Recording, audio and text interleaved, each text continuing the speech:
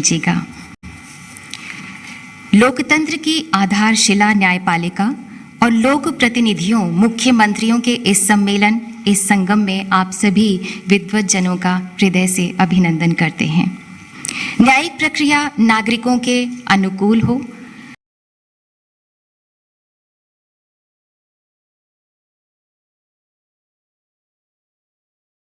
गरीबों की जरूरत के अनुरूप से न्याय प्रणाली के सामने आई चुनौतियों से कैसे निपटा जाए, ये सम्मेलन इसी का मंथन है और निश्चित ही इससे अमृत की प्राप्ति होगी।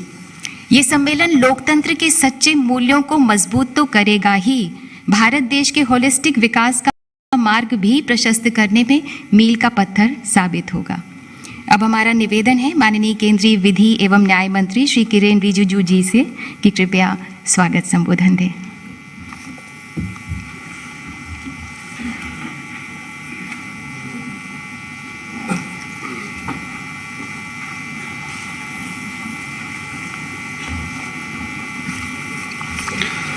Namaskar.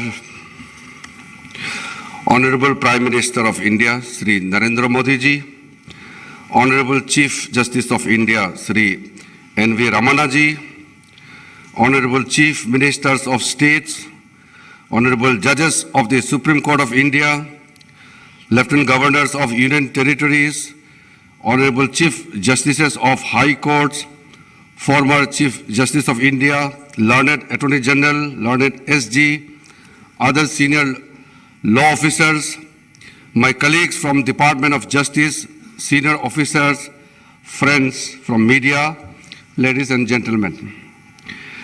It is my honor and privilege to welcome Honorable Prime Minister to the joint conference of Chief Ministers of States and Chief Justices of High Courts, an event aimed to deliberate on ways to deliver timely, affordable and quality justice to the citizens of this country.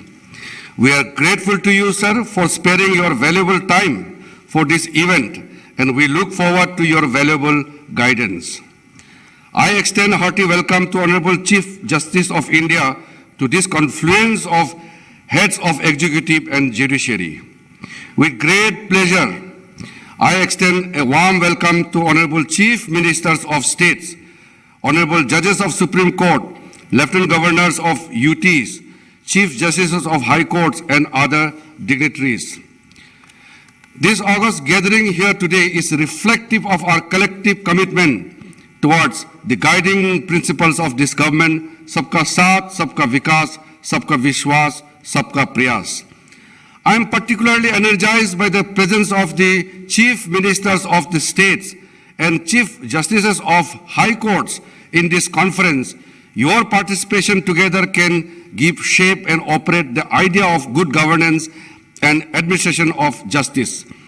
You are best placed to understand the challenges faced by the common man and measures that are needed to be adopted for enhancing access to justice in this country.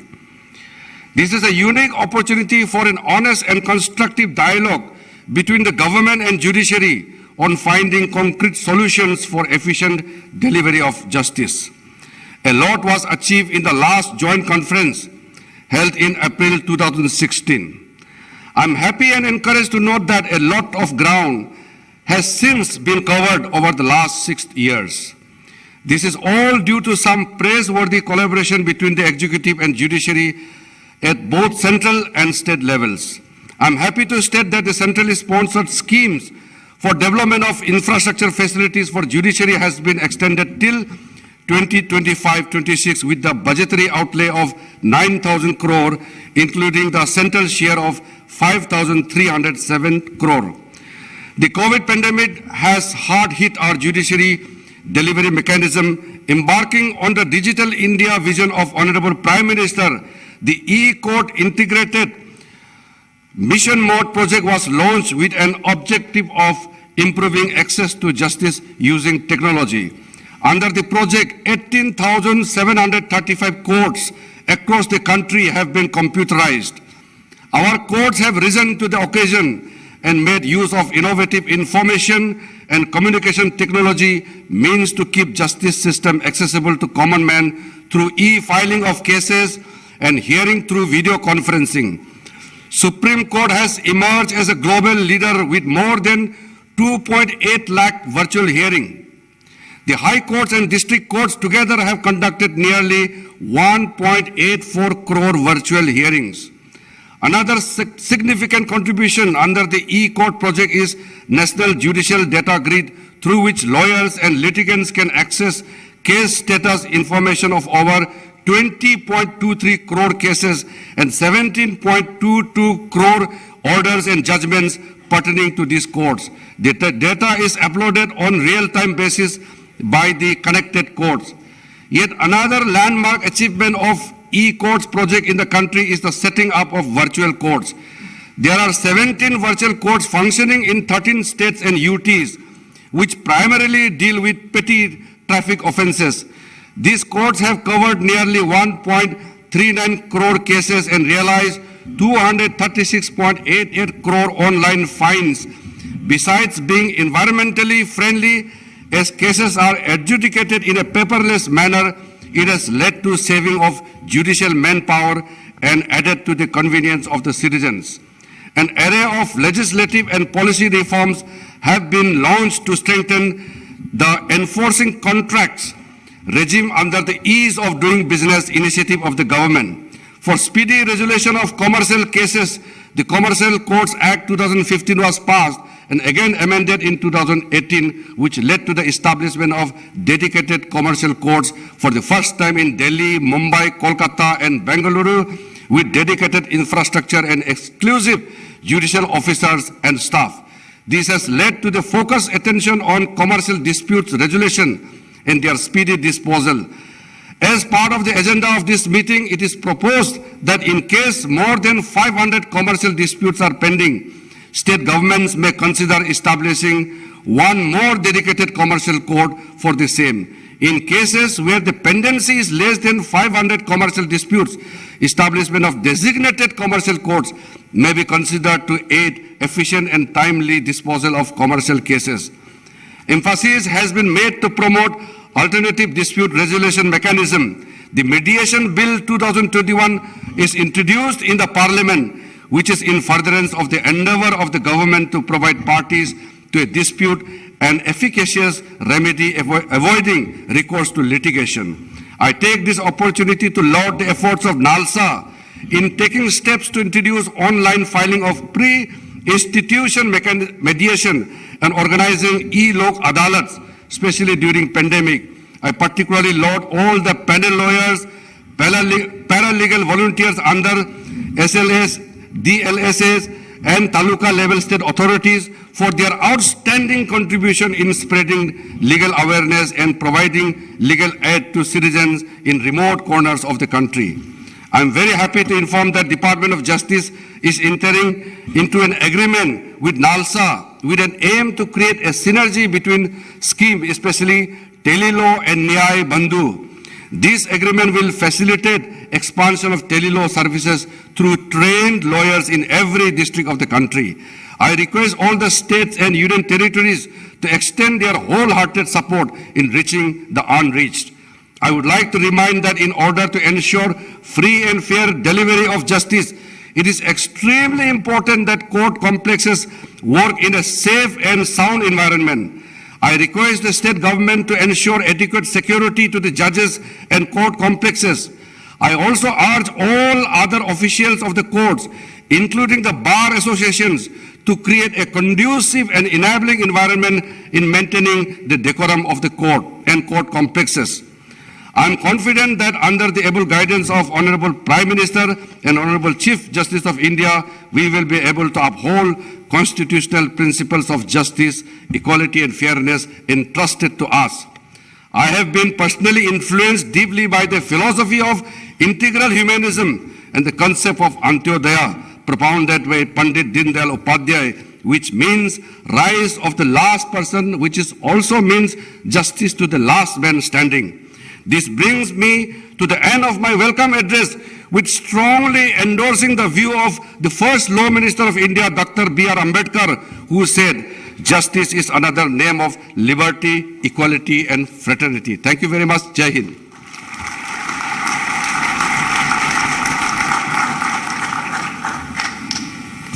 बहुत बहुत धन्यवाद माननीय आपका। और अब हमारा विनम्र आग्रह है honourable chief justice of India justice Shri NV Ramana ji आपसे कि कृपया अपने विचार प्रस्तुत करें।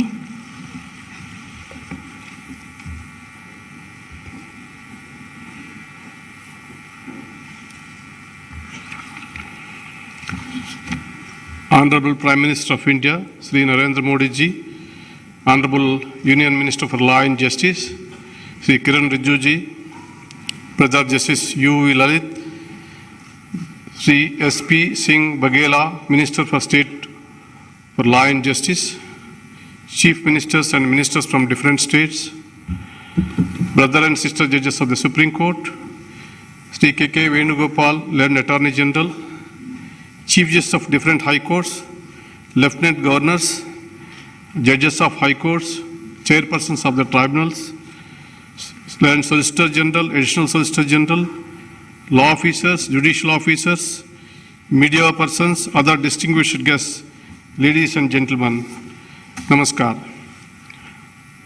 I am very happy to be taking part in the 11th Joint Conference of Chief Ministers and Chief Justices for two reasons.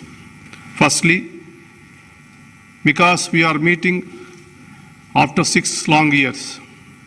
Secondly, amongst the public representatives, this is an opportunity for us to learn from your rich experience, knowledge and wisdom that you have acquired in public life. You are the live link with the people. In your own way, each one of you is a great opinion builder. Those in public life often come across the grievances of people, including those relating to the judiciary. You are the best placed to enlighten us about the expectations of the people. It is your experience in the field that is going to help us to understand ground realities. I am eagerly looking forward to collaborating with you in identifying and addressing the existing challenges to improve the functioning of the judiciary. All of us are constitutional functionaries, and we abide by the constitutional mandate. The role assigned to each of us needs no reiteration. The Constitution provides for separation of powers between the three organs, clearly outlining their sphere of functioning, delineating their power and responsibilities. It is the harmonious and coordinated functioning among the three organs of the state that has preserved and strengthened the democratic foundation of this great nation over the last 7 decades. While discharging our duties, we all must be mindful of the Lakshmana Rekha. The judiciary would never come in the way of governance if it is in accordance with law. We share your anxiety and concern regarding the welfare of the people. However, at the head of the judiciary, Indian judiciary, I shall attempt to present a broader picture about the judiciary as a whole and highlight the issues that are affecting the system. The 140 crore strong population of the world's largest democracy is bound to test its judiciary. No other constitutional court in the world hears such a wide range of issues in which large number. The situation was foreseen by the first Chief Justice of India, Justice Hiralal Kanya, who had once said, I quote, "This court would be called upon to discharge its duties as perhaps no other court has so far been called upon to do so," unquote. I would like to begin with the identifying few contributing factors for docket explosion in the Indian scenario. If a Tahsildar acts upon a grievance of a farmer regarding land survey or a ration card, the farmer would not think of approaching the court. If a municipal authority or a Gram Panchayat discharges its duty properly, the citizens need not look to courts. If revenue authorities acquired land through due process of law, the courts would not be burdened by land disputes. Apparently, these cases account to 66% of pendency. It is beyond my understanding as to why interdepartmental disputes of the governments or fights between public sector undertakings and the governments end up in courts. If service laws are applied fairly in matters of seniority, pension and so on, no employee will be compelled to go to courts. It is well known and acknowledged fact that government are the biggest litigants.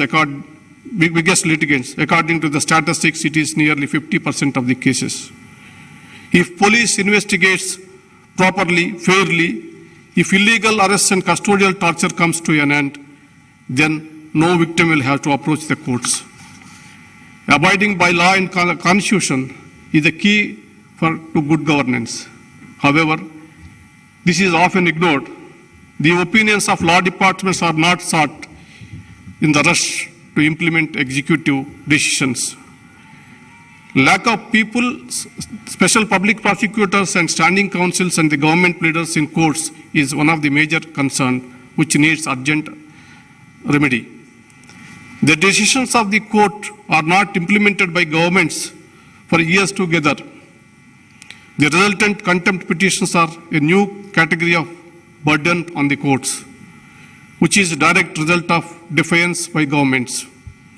Deliberate inaction by the governments, despite judicial pronouncements, are not good for the health of democracy.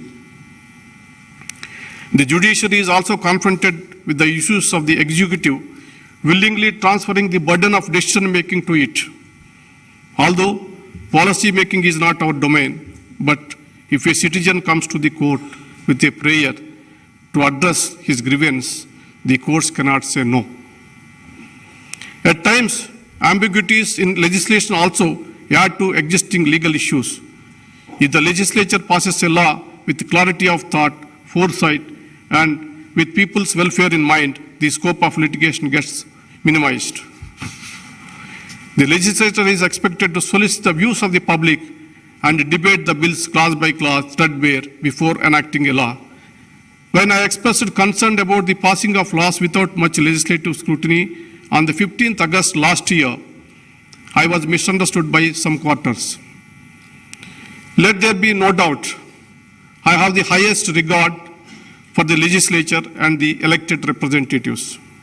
I value the role played by each of them in our democracy, right from a ward member to a member of parliament.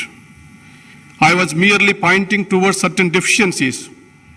Interestingly, my sentiments of law making in India were shared by none other than the Honorable Lok Sabha Speaker, Sri Om Birla, who reportedly a few weeks back, I quote, "Law should be made after thorough debates and discussions, incorporating the needs of the aspirational sections of the society," unquote.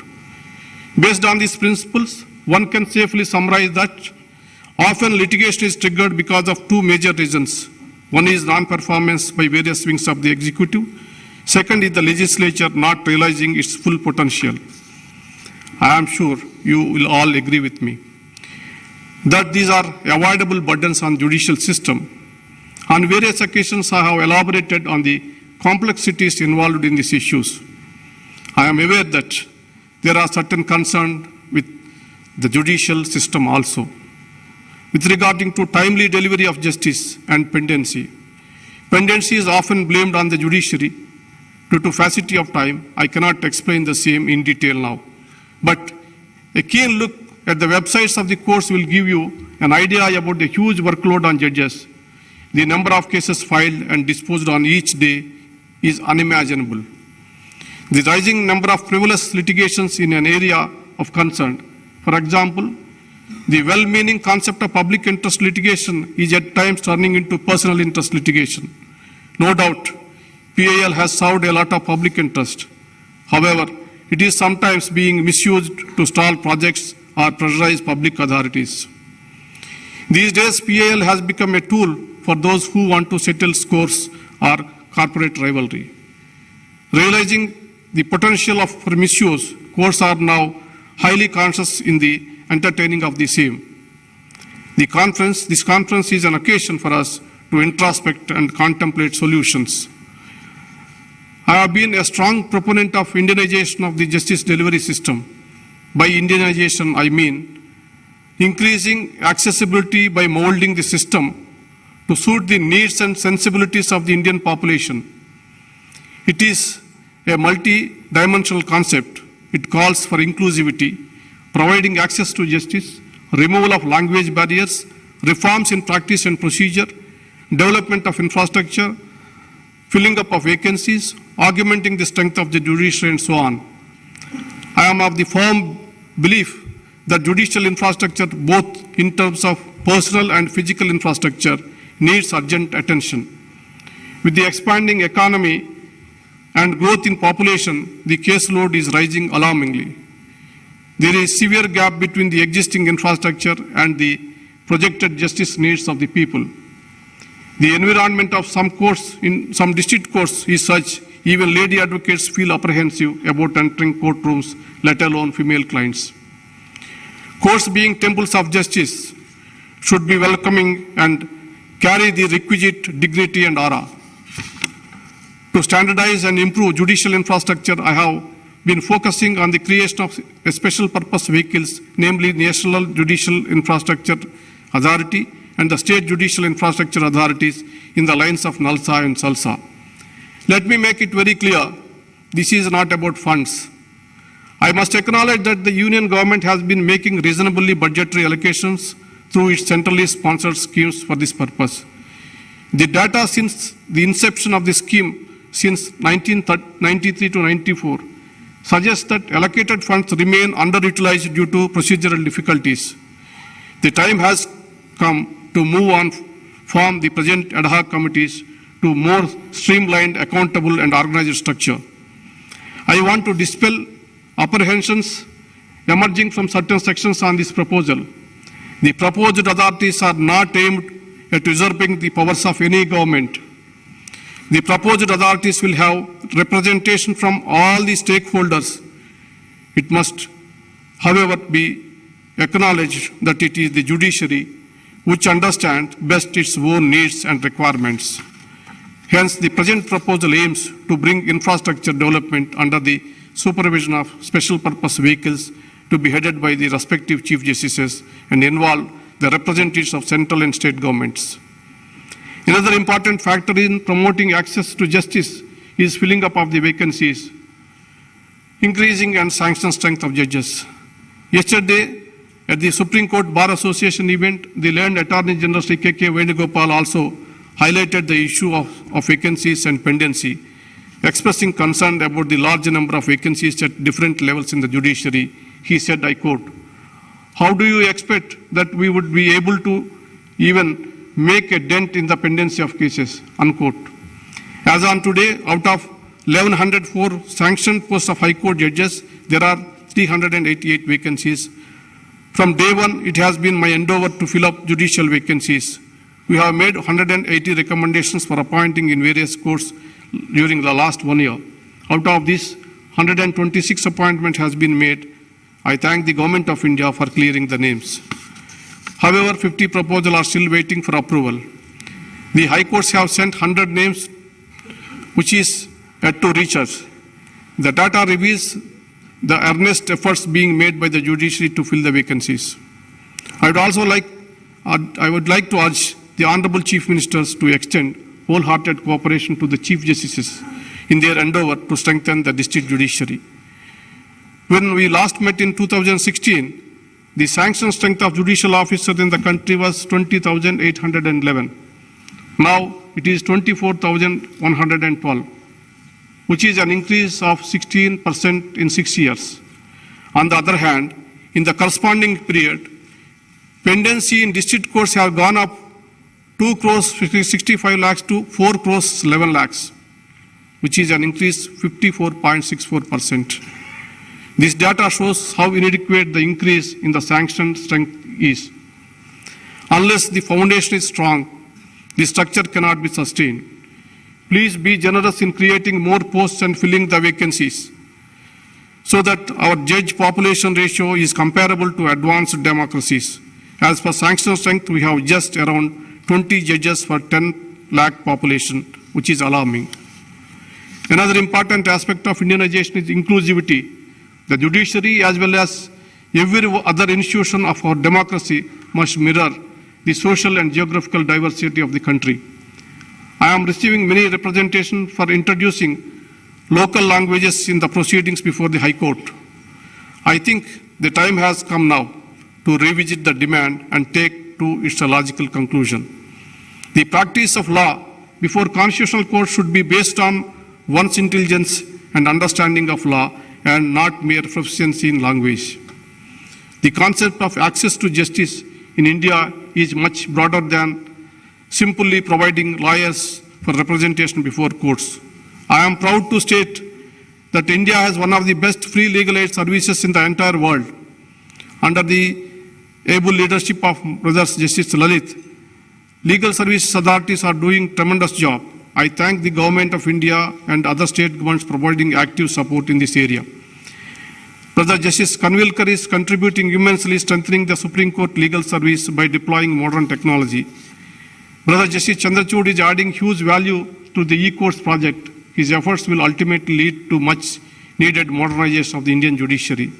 Brother Justice L. Nageswara heading a committee of artificial intelligence, whose work I believe is going to revolutionize the way the judiciary functions.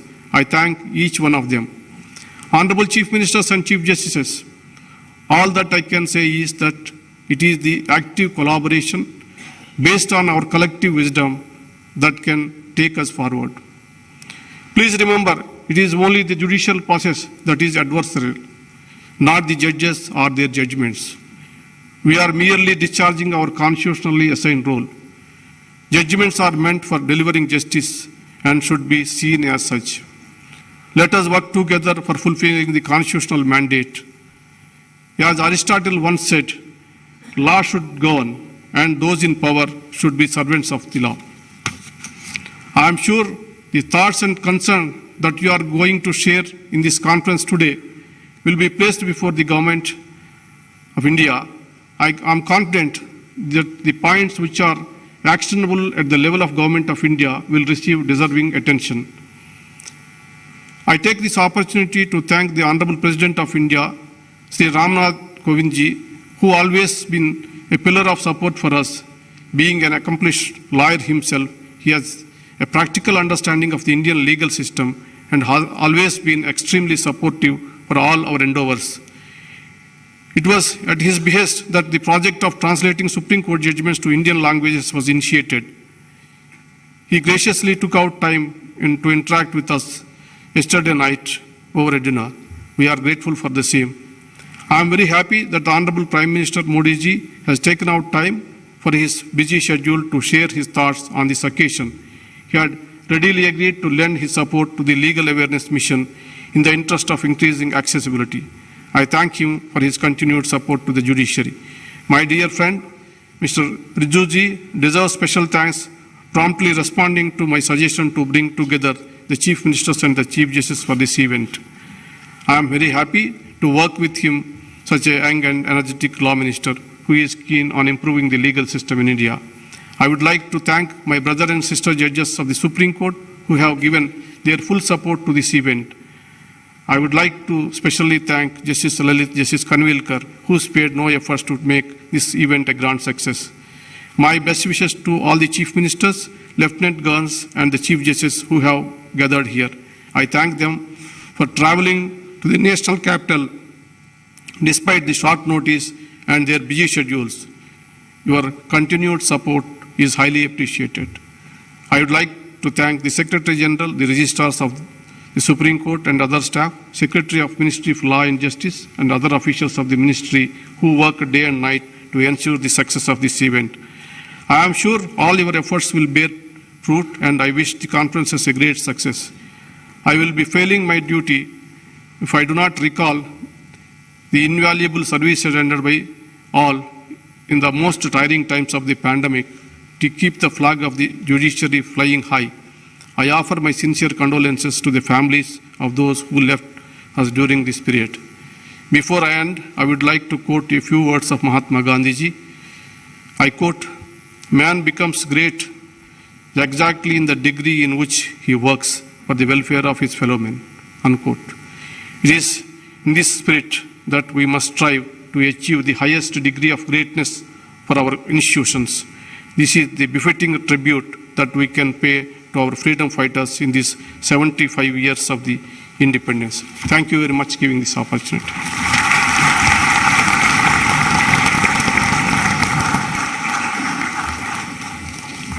बहुत बहुत धन्यवाद माननीय आपका। माननीय प्रधानमंत्री जी के गौरवशाली नेतृत्व में न्यू इंडिया नागरिकों की आकांक्षाओं का भारत बना रहा है। सबका साथ, सबका विकास, सबका विश्वास, सबका प्रयास अब सबका उत्साह बनता जा रहा है। लोकतंत्र के मंदिर में सर झुकाने वाले माननीय प्रधानमंत्री जी न्याय सबके लिए के प्रति हृदय से समर्पित हैं और पंक्ति में खड़े आखिरी व्यक्ति के लिए भी फिक्रमंद हैं। माननीय प्रधानमंत्री जी से हमारी विनम्र अनुनय है कि कृपया हम सबका मार्गदर्शन करें।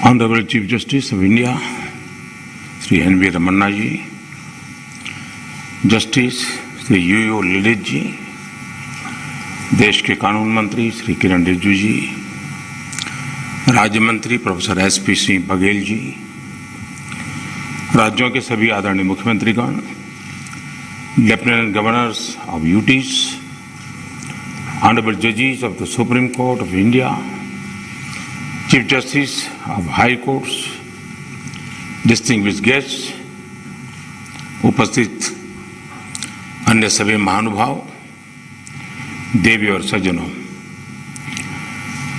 राज्य के मुख्यमंत्रियों और हाई कोर्ट के मुख्य न्यायाधीशों की ये जॉइंट कॉन्फ्रेंस हमारी संवैधानिक खूबसूरती का सजीव चित्रण है। मुझे खुशी है कि इस अवसर पर मुझे भी आप सबके बीच कुछ पल बिताने का अवसर मिला है। हमारे देश में जहां एक और जुडिशरी की भूमिका संविधान संरक्षक की है, वहीं लेजिस्लेचर नागरिकों की आकांक्षाओं का प्रतिनिधित्व करता है। मुझे विश्वास है कि संविधान की इन दो धाराओं का ये संगम, ये संतुलन देश में प्रभावी और समयबद्ध न्याय व्यवस्था का रोडमैप तैयार करेगा।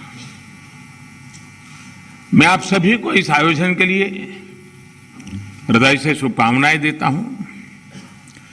साथियों, मुख्यमंत्रियों और मुख्य न्यायाधीशों की ज्वाइंट कॉन्फ्रेंस पहले भी होती आई है और उनसे हमेशा देश के लिए कुछ न कुछ नए विचार भी निकले हैं। लेकिन ये इस बार ये जो आयोजन अपने आप में और भी ज्यादा खास है। आज ये कॉन्फ्रेंस एक ऐसे समय में हो रही है जब देश अपनी आजादी का अमृत महोत्सव मना रहा है। आजादी के इन 75 सालों ने जुडिशरी और एग्जीक्यूटिव दोनों के ही रोल्स और रिस्पॉन्सिबिलिटीज को निरंतर स्पष्ट किया है। जहां जब भी जरूरी हुआ, देश को दिशा देने के लिए ये रिलेशन लगातार इवॉल्व हुआ है। आज आजादी के अमृत महोत्सव में जब देश नए अमृत संकल्प ले रहा है, नए सपने देख रहा है, तो हमें भी भविष्य की तरफ देखना होगा। 2047 में जब देश अपनी आजादी के 100 साल पूरे करेगा, तब हम देश में कैसी न्याय व्यवस्था देखना चाहेंगे। हम किस तरह अपने जुडिशियल सिस्टम को इतना समर्थ बनाएं कि वो 2047 के भारत की आकांक्षाओं को पूरा कर सके, उन पर खरा उतर सके। ये प्रश्न आज हमारी प्राथमिकता होना चाहिए। अमृत काल में हमारा विजन एक ऐसी न्याय व्यवस्था का होना चाहिए जिसमें न्याय सुलभ हो, न्याय त्वरित हो और न्याय सबके लिए हो। साथियों, देश में न्याय की देरी को कम करने के लिए सरकार अपने स्तर से हर संभव प्रयास कर रही है। हम जुडिशियल स्ट्रेंथ को बढ़ाने के लिए प्रयास कर रहे हैं। जुडिशियल इंफ्रास्ट्रक्चर को बेहतर करने की कोशिश चल रही है। केस मैनेजमेंट के लिए आईसीटी के इस्तेमाल की शुरुआत भी की गई है। सबऑर्डिनेट कोर्ट्स और डिस्ट्रिक्ट कोर्ट से लेकर हाई कोर्ट तक वैकेंसीज को भरने के लिए भी प्रयास हो रहे हैं। साथ ही जुडिशियल इंफ्रास्ट्रक्चर को मजबूत करने के लिए भी देश में व्यापक काम हो रहा है। इसमें राज्यों की भी बहुत बड़ी भूमिका है। साथियों, आज पूरी दुनिया में नागरिकों के अधिकार के लिए, उनके सशक्तिकरण के लिए टेक्नोलॉजी एक इंपॉर्टेंट टूल बन चुकी है। हमारे जुडिशियल सिस्टम में भी टेक्नोलॉजी की संभावनाओं से आप सब परिचित हैं। हमारे ऑनरेबल जजेस समय समय पर इस विषय विमर्श को आगे भी बढ़ाते रहे हैं। भारत सरकार भी जुडिशियल सिस्टम में टेक्नोलॉजी की संभावनाओं को डिजिटल इंडिया मिशन का एक जरूरी हिस्सा मानती है। उदाहरण के तौर पर ई कोर्ट्स प्रोजेक्ट को आज मिशन मोड में इंप्लीमेंट किया जा रहा है। सुप्रीम कोर्ट ई कमेटी के मार्गदर्शन में जुडिशियल सिस्टम में टेक्नोलॉजी इंटीग्रेशन और डिजिटाइजेशन का काम तेजी से आगे बढ़ रहा है। मैं यहां उपस्थित सभी मुख्यमंत्रियों और हाईकोर्ट के सभी चीफ जस्टिस से भी आग्रह करूंगा कि इस अभियान को विशेष महत्व दें, इसे आगे बढ़ाएं। डिजिटल इंडिया के साथ जुडिशरी का ये इंटीग्रेशन आज देश के सामान्य मानवी की अपेक्षा भी बन गई है। आप देखिए, आज कुछ साल पहले डिजिटल ट्रांजैक्शन को हमारे देश के लिए असंभव माना जाता था। लोगों को लगता था, लोग शक करते थे, अरे ये हमारे देश में कैसे हो सकता है। और ये भी सोचा जाता है इसका स्कोप केवल शहरों तक ही सीमित रह सकता है, उससे आगे बढ़ नहीं सकता है।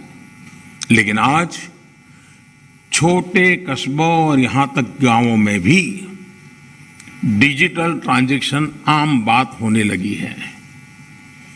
ये पूरे विश्व में पिछले साल जितने डिजिटल ट्रांजैक्शन हुए उसमें से 40% डिजिटल ट्रांजैक्शन भारत में हुए हैं।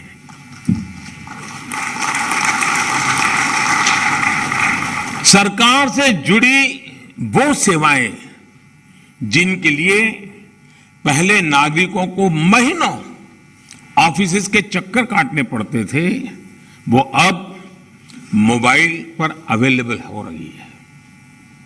ऐसे में स्वाभाविक है जिस नागरिक को सेवाएं और सुविधाएं ऑनलाइन उपलब्ध हो रही हैं, वो न्याय के अधिकार को लेकर भी वैसे ही अपेक्षाएं करेगा। साथियों, आज जब हम टेक्नोलॉजी और फ्यूचरिस्टिक अप्रोच की बात कर रहे हैं तो इसका एक important aspect tech friendly human resources भी है।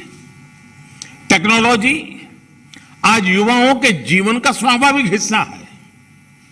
यह हमें सुनिश्चित करना है कि युवाओं की एक्सपर्टाइज, उनकी प्रोफेशनल स्ट्रेंथ कैसे बने। आजकल कई देशों में लॉ यूनिवर्सिटीज में blockchain, electronic discovery, cyber security, robotics artificial intelligence और बायोएथिक्स जैसे विषय पढ़ाए जा रहे हैं। हमारे देश में भी legal education in international standard के मुताबिक हो, ये हम सबकी जिम्मेदारी है। इसके लिए हमें मिलकर प्रयास करने होंगे। साथियों, हमारे शास्त्रों में कहा गया है न्यायमूलम सुराज्यम स्यात्, अर्थात किसी भी देश में सुराज का आधार न्याय होता है। इसलिए न्याय जनता से जुड़ा होना चाहिए, जनता की भाषा में होना चाहिए। जब तक न्याय के आधार को सामान्य मानवी नहीं समझता, उसके लिए न्याय और राजकीय आदेश में बहुत फर्क नहीं होता है। मैं इन दिनों सरकार में एक विषय पे थोड़ा दिमाग खपा रहा हूं।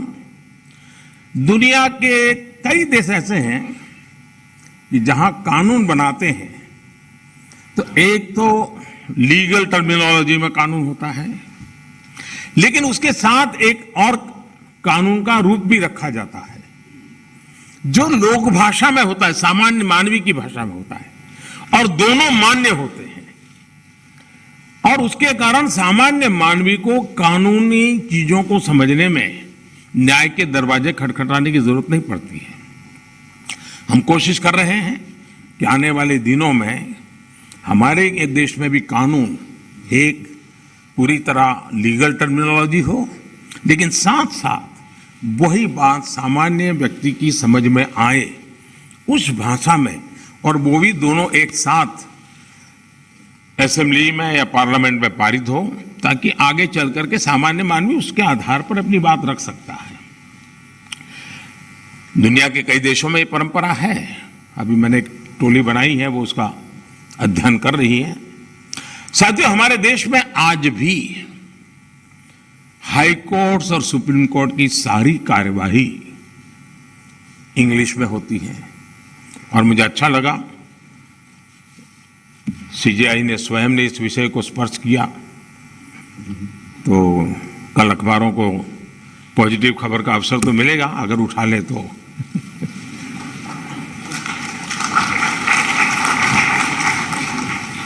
नहीं, उसके लिए बहुत इंतजार करना पड़ेगा। साथियों, एक बड़ी आबादी को न्यायिक प्रक्रिया से लेकर फैसलों तक को समझना मुश्किल होता है। हमें इस व्यवस्था को सरल और आम जनता के लिए ग्राह्य बनाने की जरूरत है। हमें कोर्ट्स में स्थानीय भाषाओं को प्रोत्साहन देने की जरूरत है।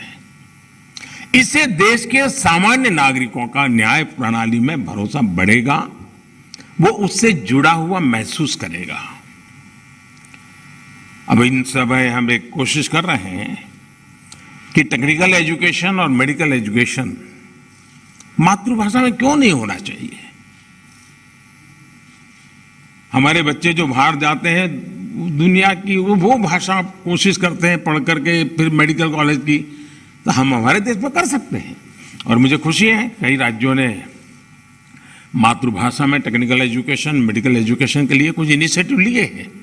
तो आगे चल करके उसके कारण गांव का गरीब का बच्चा भी जो भाषा के कारण रुकावटें महसूस करता है, उसके लिए सारे रास्ते खुल जाएंगे। और ये भी तो एक बड़ा न्याय है, ये भी एक सामाजिक न्याय है।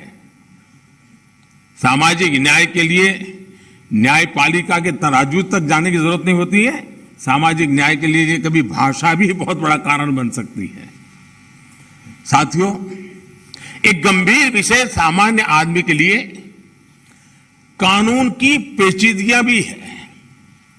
2015 में हमने करीब 1800 ऐसे कानूनों को चिन्हित किया था जो अप्रासंगिक हो चुके थे। इनमें से जो केंद्र के कानून थे, ऐसे 1450 कानूनों को, 1450 कानूनों को हमने खत्म किया। लेकिन राज्यों की तरफ से केवल 75 कानून ही खत्म किए गए हैं। मैं आज सब यदि आदरणीय मुख्यमंत्रीगण यहां बैठे हैं, मैं आपसे बहुत आग्रह करता हूं कि अपने राज्य के नागरिकों के अधिकारों के लिए, उनकी ईज ऑफ लिविंग के लिए आपके यहां भी ये कानूनों का इतना बड़ा जाल बना हुआ है, काल बाह्य कानूनों में लोग फंसे पड़े हैं, उन कानूनों को निरस्त करने की दिशा में आप कदम उठाइए, लोग बहुत आशीर्वाद देंगे जी। साथियों, न्यायिक सुधार केवल एक नीतिगत विषय या पॉलिसी मैटर ही नहीं है। देश में लंबित करोड़ों केसेस के लिए पॉलिसी से लेकर टेक्नोलॉजी तक हर संभव प्रयास देश में हो रहे हैं और हमने बार बार इसकी चर्चा भी की है। इस कॉन्फ्रेंस में भी आप सब एक्सपर्ट्स इस विषय पर विस्तार से बात करेंगे ही, ये मुझे पूरा विश्वास है। और मैं शायद बहुत लंबे अरसे तक इस मीटिंग में बैठा हुआ हूं, शायद जजेस को ऐसी मीटिंग में आने का जितना अवसर मिला होगा उससे ज्यादा मुझे मिला है, क्योंकि मैं कई वर्षों तक मुख्यमंत्री के रूप में इस कॉन्फ्रेंस में आता रहता था। अब यहां बैठना मौका आ गया है तो यहां से आता रहता हूं, तो एक प्रकार से मैं इस महफिल में सीनियर हूं।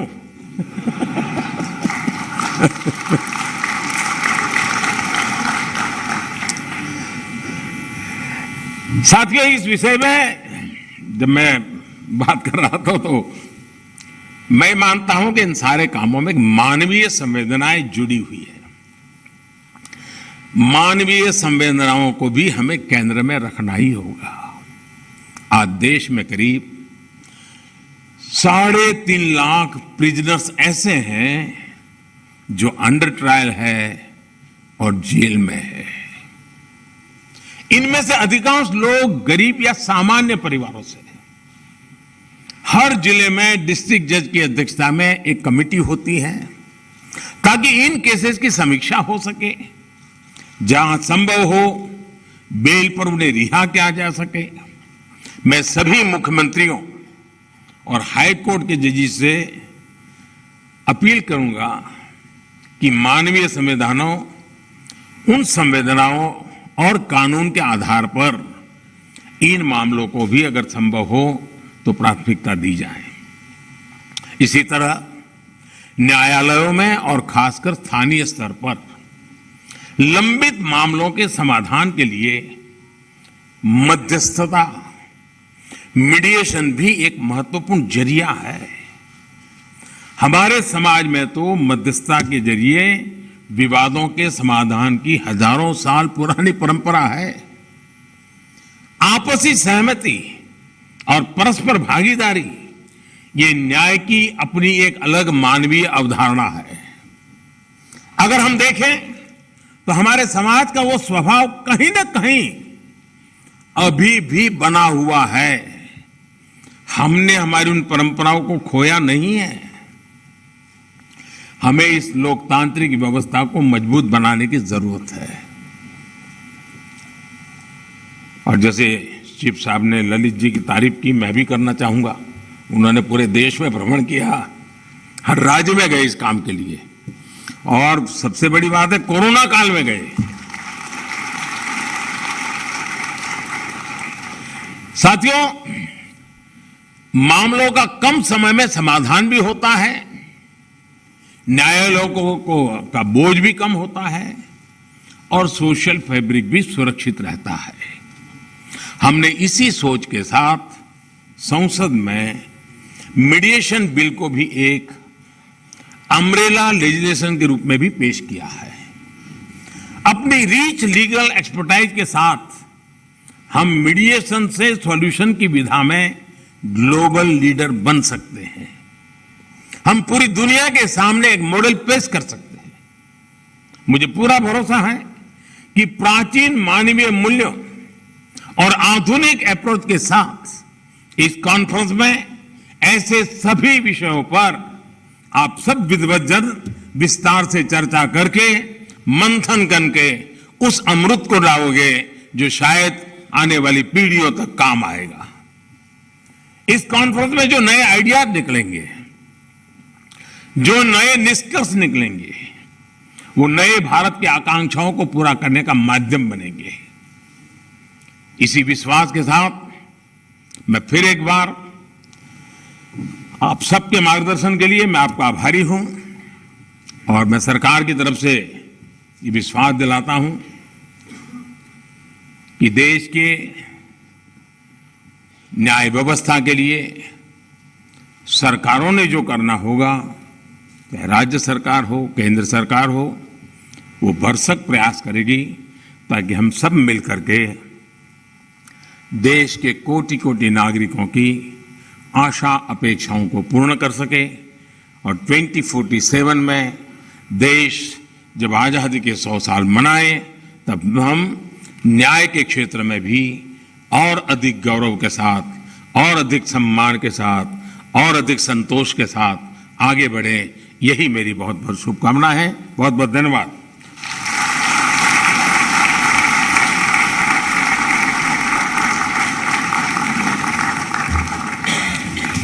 कोटिशः धन्यवाद माननीय प्रधानमंत्री जी आपकी प्रेरणा के लिए। और अब हमारा अनुरोध है माननीय केंद्र